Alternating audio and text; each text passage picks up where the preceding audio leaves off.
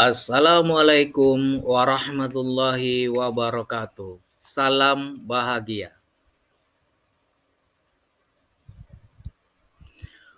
Perkenalkan, saya Arifin D, calon guru penggerak Angkatan 8 SMK Negeri 1 Kuala Cenaku, Kabupaten Indragiri Hulu, Riau. Fasilitator yaitu Bapak Ahmad Pari Hutauruk MPD dan pengajar praktek Ibu Jaliarni SPD.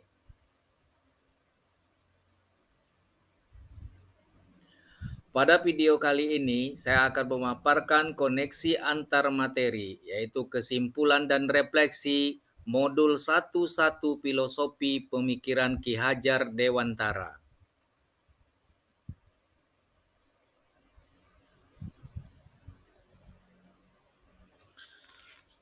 Sebelum mempelajari modul 1.1 Filosofis Pemikiran Ki Hajar Dewantara, awalnya saya beranggapan bahwa tugas guru adalah mentransfer ilmu sebanyak-banyaknya, agar setiap siswa yang saya ajarkan mengetahui, memahami, dan menerapkan semua ilmu yang mereka dapatkan dari saya.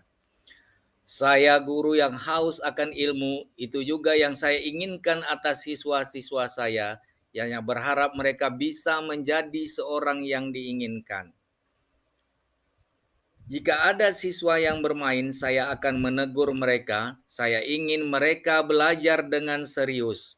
Saya sangat mencintai siswa-siswa saya dan saya tidak ingin mereka gagal, maka saya mendidik mereka cukup tegas. Memang sejak awal saya telah berpikir bahwa pendidikan harus berpusat pada siswa, tetapi saya salah mengartikan mengenai pendidikan yang berpusat kepada siswa, bahwa siswa diberikan makanan ilmu pengetahuan yang sebanyak-banyaknya, standar kurikulum yang berlaku, tanpa memperhatikan bagaimana siswa yang saya ajarkan.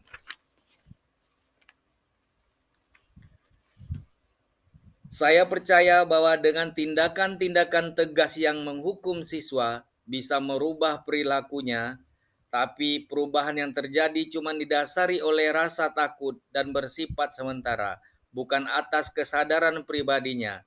Saya belum sepenuhnya menyadari keberadaan kodrat alam dalam anak, sehingga sering marah-marah ketika ada anak yang lambat dalam satu pelajaran. Belum banyak yang memberikan model-model pembelajaran yang menyenangkan bagi anak.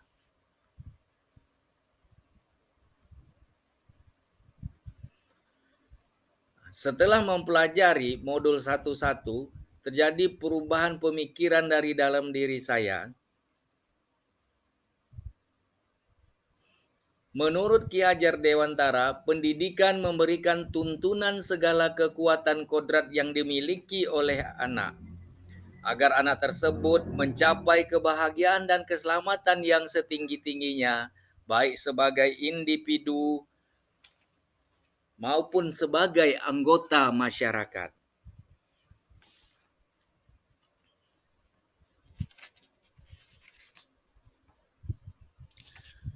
Menurut Ki Hajar Dewantara, pendidikan yang menuntun yaitu memberikan pemikiran tentang dasar-dasar pendidikan yang bertujuan untuk menuntun segala kodrat yang ada pada anak-anak agar mereka dapat mencapai keselamatan dan kebahagiaan yang setinggi-tingginya. Pendidikan itu hanya dapat menuntun tumbuh dan hidupnya kekuatan kodrat yang ada pada anak-anak agar dapat memperbaiki lakunya, bukan dasarnya hidup dan tumbuhnya kekuatan kodrat anak. Peran pendidik diibaratkan sebagai petani atau tukang kebun yang tugasnya adalah merawat sesuai kebutuhan dari tanaman-tanaman itu agar tumbuh dan berbuah dengan baik. Tentu saja beda jenis tanaman, beda perlakuannya.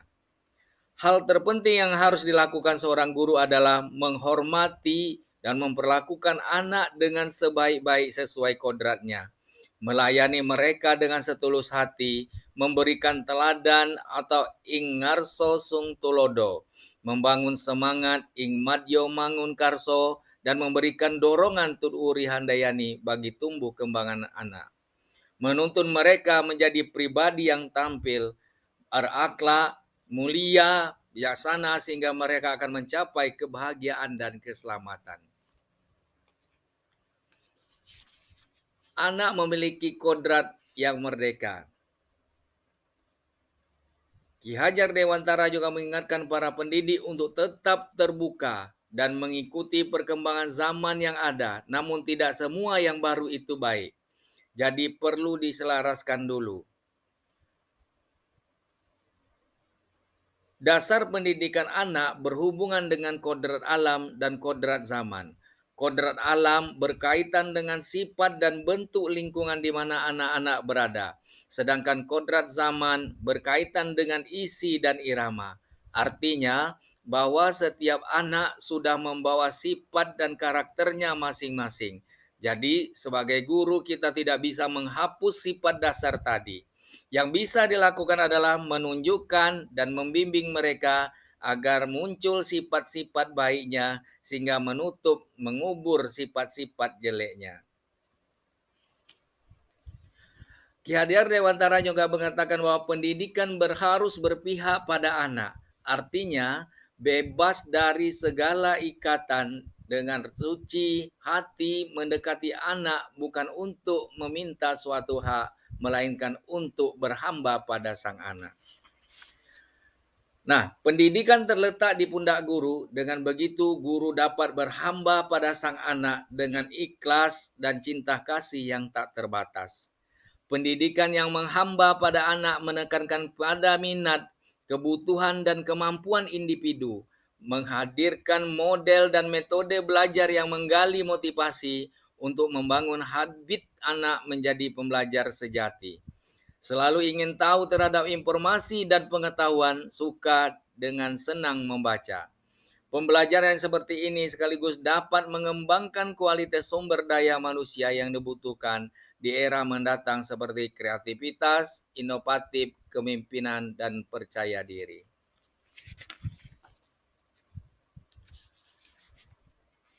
Anak bukanlah kertas kosong, artinya anak hidup dan tumbuh sesuai kodratnya. Anak individu dengan segala sifatnya, memang ada bagian individu pada anak yang belum berkembang seperti orang dewasa. Tetapi itu bukan kertas kosong yang pasif menerima apapun pengaruh dari lingkungan. Setiap anak memiliki potensi yang melekat dalam dirinya. Ketika kita memandang anak sebagai individu, itu akan membuat proses pendidikan yang kita lakukan berbeda dibandingkan jika kita memandang anak sebagai kertas kosong. Dengan memandang anak sebagai individu, kita lebih melibatkan anak dalam proses pendidikan untuk dirinya sendiri. Kita mendengarkan dan memperhatikan pendapat mereka serta menjadikan sebuah hal yang penting dalam proses pendidikan anak.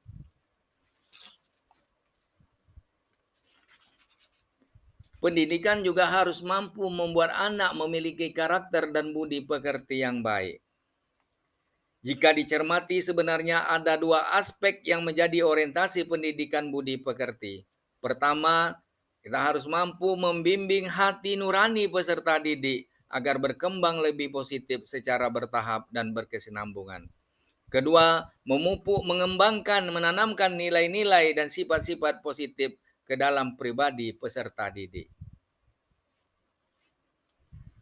Anak tumbuh dan berkembang menjadi manusia yang memiliki adab dan budi pekerti yang baik apabila kita memberikan pemahaman-pemahaman yang baik terhadap anak tentang budi pekerti. Nah, setelah mempelajari modul 1 filosofi pemikiran Ki Hajar Dewantara, rencana tindak lanjut yang saya lakukan yang pertama yaitu mengubah pola pikir. Pola pikir yang semula menganggap bahwa anak adalah tempat mentransfer ilmu yang kita miliki dan kita pelajari, kita rubah pola pikir itu bahwa anak adalah tujuan pendidikan kita untuk mencapai kebahagiaan dunia dan akhirat anak sehingga tercapai kebahagiaan mereka. Tercapainya pembelajaran yang merdeka yang berorientasi pada anak. Pembelajaran yang berpusat pada anak, kita memberikan anak yang seluas-luasnya untuk berinovasi, berkreasi, inovatif, dan berbagai kegiatan lainnya yang semuanya itu berpusat pada anak. Kita harus memberikan pemahaman kepada anak bahwa guru menghamba kepada anak artinya benar-benar ikhlas mendidik anak dalam memberikan pembelajaran. Kemudian saya juga akan menjadikan kelas yang menyenangkan. Kalau selama ini kelas menjadi kelas yang mengerikan bagi anak dengan disiplin-disiplin yang keras, dengan teguran-teguran, dengan sapaan-sapaan yang kurang baik. Untuk kedepannya, mari kita menjadikan kelas yang menyenangkan bagi anak, sehingga kita menjadi guru yang dirindukan oleh anak dalam belajar. Demikianlah kesimpulan dan refleksi dari modul 1.1 Filosofis Pemikiran Ki Hajar Dewantara. Terima kasih sudah menonton video ini. Jadilah guru yang dirindukan oleh siswa. Dan saya akhiri, wassalamualaikum warahmatullahi wabarakatuh.